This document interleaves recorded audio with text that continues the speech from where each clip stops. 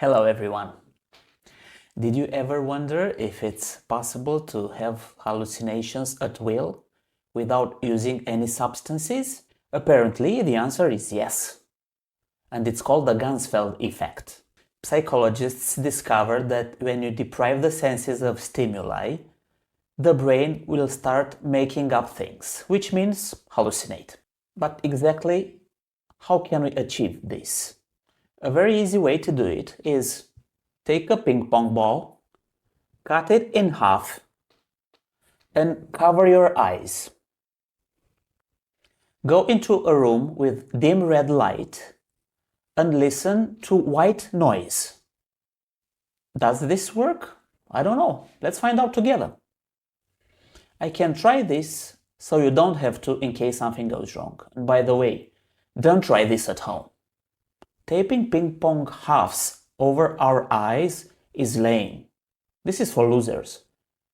We are going to create our own glasses that use the ping-pong halves instead of the lenses. The first thing I did was create a nice design for our glass frames. We are going to use the ping-pong halves instead of lenses.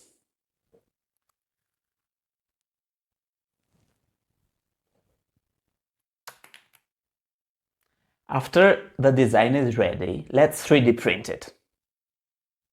Now that the print is over, let's connect the lenses to the glass frames. And we end up with something like this.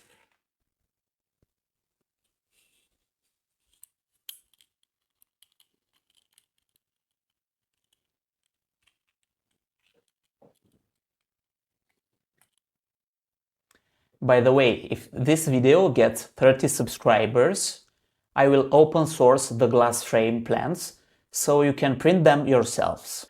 Okay, and now it's time for the actual experiment. We go into a dark room and use a red LED programmable light. In the same time, we will be listening to white noise during the experiment.